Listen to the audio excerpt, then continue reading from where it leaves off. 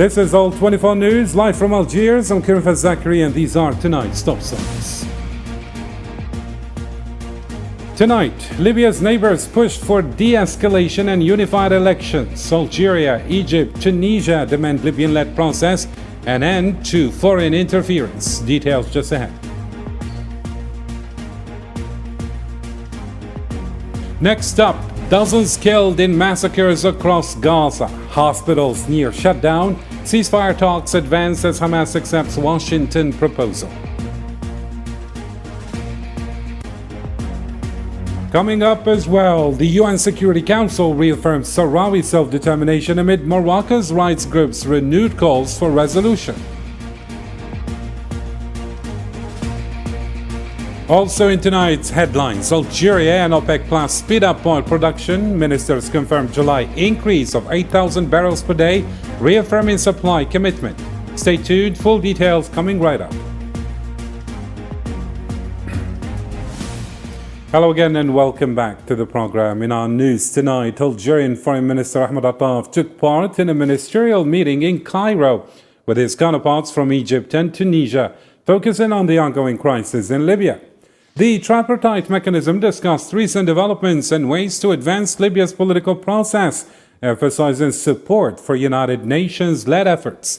The three neighboring countries deeply affected by the conflict adopted a joint statement calling for unity, protection of Libyan assets, and an end to divisions. They urged all Libyan factions to exercise restraint and immediately halt escalating violence, particularly amid troubling security developments in Tripoli. In light of the escalating situation in Libya and the deteriorating security in the capital Tripoli, the ministers renewed their call for all Libyan parties to exercise maximum restraint and immediately halt any further escalation. They underscored the importance of safeguarding the safety and security of the brotherly Libyan people. Similarly, the foreign ministers of Algeria, Egypt, and Tunisia have stressed the urgent need to fast-track a resolution to the Libyan crisis and end political divisions to prevent further escalation. At the close of their tripartite mechanism meeting, the ministers emphasized that the political process must be led exclusively by Libyans themselves, a solution owned and driven by the Libyan people. The ministers emphasized the need to prioritize the interests of the Libyan people, protect their national resources and assets, and promote consensus among all Libyan factions. This process should be carried out under the auspices and support of the United Nations, with the backing of neighboring countries to end internal divisions and move forward with the political process. The goal is to unify national institutions and hold simultaneous parliamentary and presidential elections. On a similar note, the foreign ministers of Algeria, Egypt, and Tunisia have reiterated their firm rejection of all foreign interference in Libya's affairs. They called for the immediate withdrawal of all foreign forces and mercenaries from Libya. The ministers affirmed that the rejection of all forms of foreign interference in Libya, which could fuel internal tensions and prolong the Libyan crisis, thereby threatening the security and stability of Libya and neighboring countries. They also emphasized the need to continue supporting the efforts of the Joint Military Committee 5+5 to consolidate the existing ceasefire, ensure the withdrawal of all foreign forces, foreign fighters, and mercenaries within a defined time frame, and to reunify military and security institutions in full alignment with ongoing efforts under the United Nations, African, Arab, and Mediterranean frameworks. Turning to the Gaza file now, civil defense crews in the Strip have recovered the bodies of 15 people killed in Zionist airstrikes targeting displaced persons tents in Khan Yunis and surrounding areas. Overnight attacks in northern Gaza claimed the lives of 11 Palestinians, including children, with a family of 5 among the casualties. In Rafah, gunfire on displaced civilians near an aid center left 7 dead and dozens wounded. According to Gaza's health ministry, more than 60 bodies and nearly 300 injured have been brought to hospitals within just 24 hours. Since March 18th, the death toll has climbed to over 4,100, with thousands more wounded amid the ongoing genocidal war.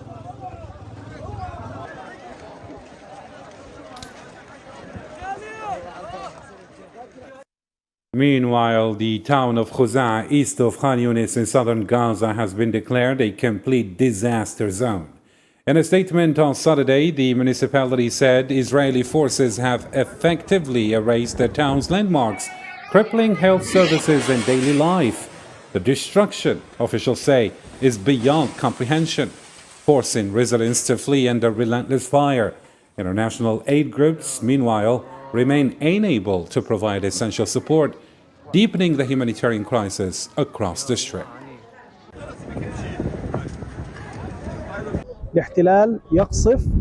The occupation has bombed more than 60 residential buildings in less than 48 hours in the cities of Gaza and the north. These buildings were heavily populated with citizens, consisted of multiple floors and housed a large number of families. These families are now left without shelter and the people have nowhere to go. This truly adds to the tragedy and suffering experienced by the citizens here in the Gaza Strip amid the ongoing bombardments and the continuous displacement that has not ceased. For its part, the Palestinian Ministry of Health in Gaza has warned that critical hospital units, including operating rooms, ICUs, and incubators, are on the brink of collapse due to a lack of electricity. In a statement on Saturday, the ministry said Israeli strikes have destroyed key generators, including 3 high-capacity units, urging international intervention. Officials called for immediate delivery of power sources. Meanwhile, the director of a Shifa medical complex said the facility is running at just 20% capacity, blaming the occupation's blockade of aid and crippling Gaza's healthcare system.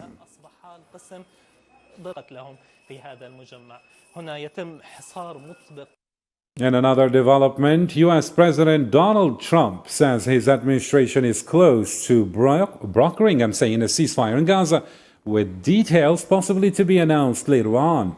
The optimism follows Hamas's announcement that it has accepted the U.S. proposal delivered by envoy Steve Witkoff. In a statement, Hamas confirmed it seeks a permanent ceasefire, full Israeli withdrawal, and sustained humanitarian aid to Gaza. The deal includes the release of 10 Israeli captives and the return of 18 bodies, in exchange for a negotiated number of Palestinian prisoners, that is.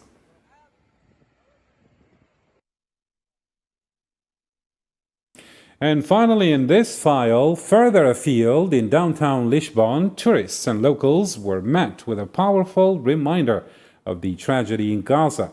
An emotional art installation made of children's toys and baby clothes, all stained with red paint, was displayed Friday to honor the thousands of children killed in the occupation's genocidal war. The details with Zahra Farjani now.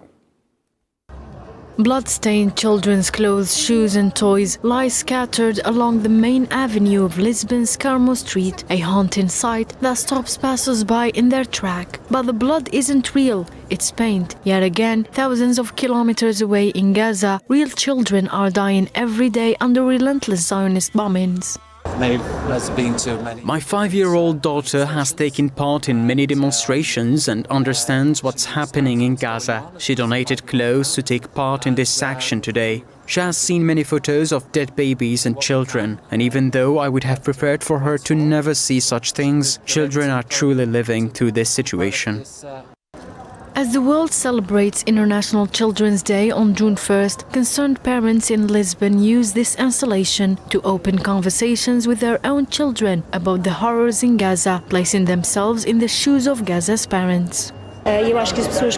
People feel a growing urgency to act. We want to raise awareness that it's not only the children who have died or been injured, though that is unimaginable, but all children in Gaza live in trauma. No child can attend school. Honoring International Children's Day without remembering their suffering would be wrong.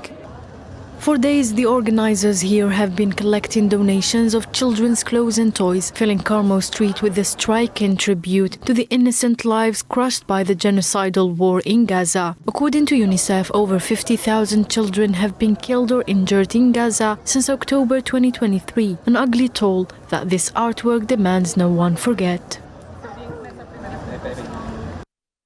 Elsewhere in the Middle East, tensions flared again along Lebanon's southern border Saturday as a Zionist drone strike killed one person in the town of Zahrani in the Nabatea region. According to the Lebanese national news agency, the airstrike targeted a vehicle amid a wave of intensified occupation attacks across the area. The strike marks yet another escalation in the ongoing cross-border violence, raising concerns of a broader regional conflict.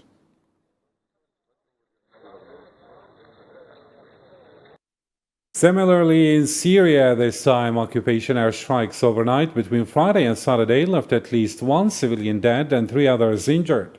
Syrian state television reported the attacks hit multiple areas in the west of the country, including the villages of Zama and Burj Islam in Latkiye and near the port of Tartus.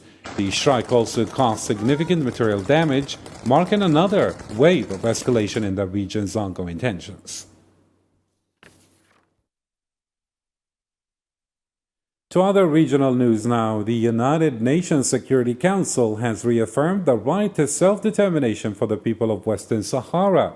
In its annual report adopted Friday, the Council outlined the key parameters for resolving the decades-long conflict, calling for a just, lasting, and mutually accepted political solution.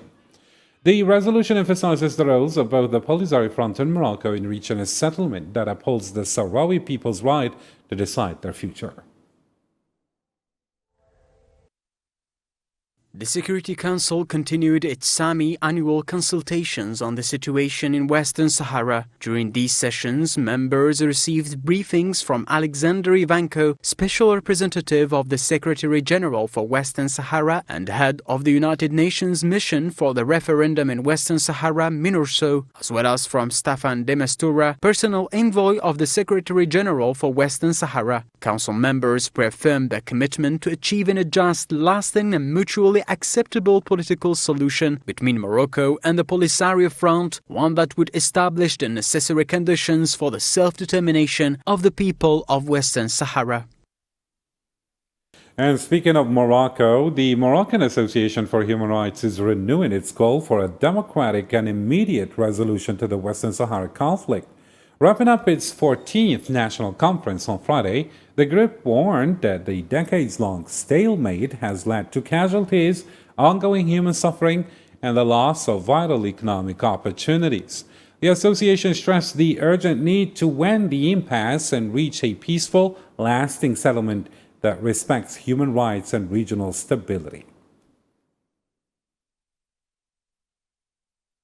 The conference reiterates its deep concern over the ongoing conflict in Western Sahara, which has persisted for decades, leading to countless casualties, human suffering, the squandering of economic resources, and the obstruction of efforts to achieve the long-sought Maghreb unity. The association reaffirms its call for a democratic and immediate resolution to the conflict, as well as for accountability for all human rights violations stemming from it, regardless of the party responsible. And elsewhere in Africa still, the Sudanese Foreign Ministry accused the Rapid Support Forces of killing 26 civilians in a series of attacks across the Kordofan states over just 72 hours, including the bombing of Al Obeid Hospital in North Kordofan. The ministry condemned these actions as heinous crimes against humanity targeting innocent civilians. Meanwhile, intense clashes continue daily between the Sudanese army and Rapid Support Forces in the cities of Al-Kawi and Al-Dubaybat. Sudan's Transitional Sovereignty Council head, Abdel Fattah al-Burhan, vowed to press on with the battle of dignity until the rebel forces are eliminated, reaffirming commitment to the transitional roadmap. Throughout all parts of Sudan, they are increasing and defending themselves. Greetings go to them. Through them, I salute all the fighters remaining, those who are defending Sudan in this battle of dignity. This is the battle, and I want you all to know that this fight is ongoing and will not stop until these rebels are eliminated. We confirm that by God's will, we are continuing with the full implementation of the roadmap, and we will complete, God willing, the remaining demands during the transitional period.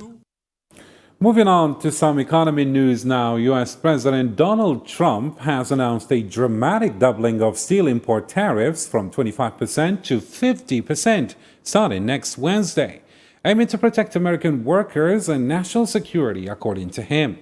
The move escalated tensions with China, which accused the US of politicizing trade, while the EU called for cautious dialogue. More details with Yassine Rikti now. In another move shaking up global trade, US President Donald Trump has announced a sharp hike in tariffs on steel imports, doubling them from 25% to 50% starting next Wednesday. Speaking in Pennsylvania, Trump underscored that it's about protecting American workers and national security. We are going to be imposing a 25% increase. We're going to bring it from 25% to 50%, the tariffs on steel into the United States of America, which will even further secure the steel industry in the United States. Nobody's going to get around that. So we're bringing it up from 25%. We're doubling it to 50%. Trump also took aim at China, accusing Beijing of breaking key parts of their trade deal. As US-China trade volumes continue to slide, at a White House briefing, he promised to talk directly with Chinese President Xi Jinping to try and patch things up. We were very nice to China. I don't know if they're going to be nice to us, but we were very nice to China. And in many ways, I think we really helped China tremendously because, you know, they were having great difficulty because we were basically going cold turkey with China. We were doing no business because of the tariff, because it was so high. But China pushed back hard. Foreign Ministry spokesperson Lin Jia slammed the US for politicizing trade and tech issues, accusing Washington of blocking China's economic growth. The actions of the United States undermine national security and politicize and exploit issues related to economy, trade, and technology, aiming to contain and suppress China with malicious intent. We strongly oppose this and will firmly defend our legitimate rights and interests. Chinese Foreign Ministry spokesperson Lin also pledged to support global supply chains and cooperate on export controls, including rare earth minerals critical to tech industries worldwide. China's tariffs are in line with internationally accepted practices. They are non-discriminatory and do not target any specific country. China remains committed to maintaining the stability of global industrial and supply chains, and it's ready to strengthen dialogue and cooperation regarding the regulation of its rare earth exports. Across the Atlantic, the European Union struck a cautious tone. Valdis Dombrovskis, European Commissioner for the Economy, stressed the EU's openness to talks, but warned of significant challenges ahead in negotiations with Washington. It seems that navigating this complex global landscape won't be easy as trade tensions spike and tariffs bite deeper. Meanwhile, businesses and markets around the world are bracing for what's next in this high-stakes economic showdown. To some news on energy now. Algeria and 7 OPEC Plus countries have agreed to raise crude oil production by 411,000 barrels per day in July. The decision came during a ministerial meeting held via video conference on Saturday. According to Algeria's energy minister, the move responds to forecasts of higher oil demand this summer. The 8 countries have been making voluntary output adjustments since April 2023, and this latest step marks a shift to meet seasonal market needs.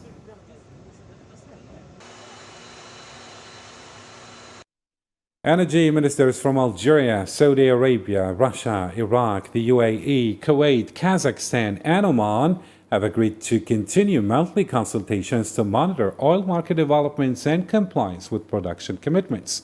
Their next meeting is set for July 6th.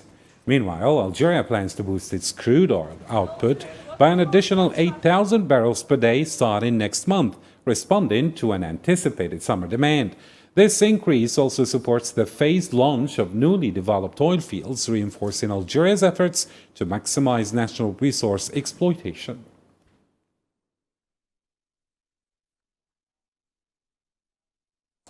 In another update, Iranian Foreign Minister Abbas Araghchi revealed that Tehran has received the contents of a U.S. proposal aimed at reviving nuclear talks. Araghchi confirmed via X platform that the American proposal was delivered through his Omani counterpart during a brief visit to Tehran. He stressed that Iran's response will be guided by its core principles, national interests, and the rights of the Iranian people.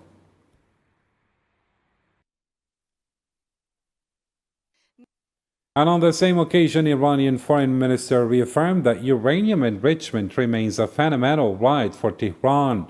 He reiterated Iran's stance against nuclear weapons, but made clear uranium enrichment remains non-negotiable. Meanwhile, the International Atomic Energy Agency reports Iran has sharply increased uranium enrichment to 60%, inching closer to weapons-grade levels. Iran's foreign ministry dismissed the findings, calling them politically motivated, and accused Israel of feeding false information to the agency. The structure and content of this report, which was prepared for political purposes, are unbalanced and lack a comprehensive and accurate assessment of the factors influencing the current situation, relying on unreliable and misleading sources of information provided by the Zionist regime, contradicts the principles of professional verification upheld by the International Atomic Energy Agency. Moving on to Eastern Europe now. Overnight, Russian airstrikes in southern Ukraine killed 2 civilians, a man in Zaporizhia and a girl in Kherson. Authorities confirmed Saturday that, meanwhile, the northeastern Sumy region ordered mandatory evacuations for 11 villages amid fears of further Russian attacks. Russia claimed control over towns in Donetsk and Sumy, reporting heavy losses inflicted on Ukrainian forces. The Russian Defense Ministry also announced the destruction of 2 U.S.-made HIMARS missile launchers in Sumy and said its air defenses shut down 169 drones overnight, targeting facilities producing Ukrainian attack drones.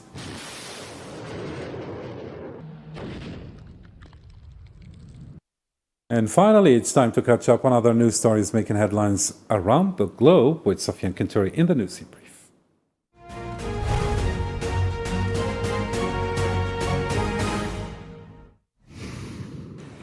Nigeria's emergency agency reported that floods in Mokwa, Niger State, have killed 151 people. Heavy rains caused widespread destruction, sweeping away homes and bridges. Over 3,000 people were displaced, 265 houses destroyed, and 78 injured. The death toll may rise as rescue operations continue. U.S. Defense Secretary Pete Hegseth warned that China is preparing to use military force to shift the balance power of the Indo-Pacific region. Speaking at the Shangri-La Dialogue on Saturday, he said China is building capabilities to invade Taiwan, calling the threat real and imminent. Cuba's foreign ministry announced Friday that it summoned U.S. Ambassador Mike Hammer to protest his interference in the country's internal affairs. In a statement, the ministry warned him against using diplomatic immunity as a cover for actions that violate Cuba's sovereignty. Credit rating agency S&P maintained France's rating A negative with a negative outlook, signaling concern over the sustainability of the country's public finances. The agency cited budget instability and rising debt levels as key risks, warning of potential financial deterioration. And with this, we reach the end of our news for tonight. For more updates, you can always visit our social media platforms as well as our website. I'm Karim Zachary on behalf of all 24 News team. Thank you for tuning in to our channel. Until next time, take care.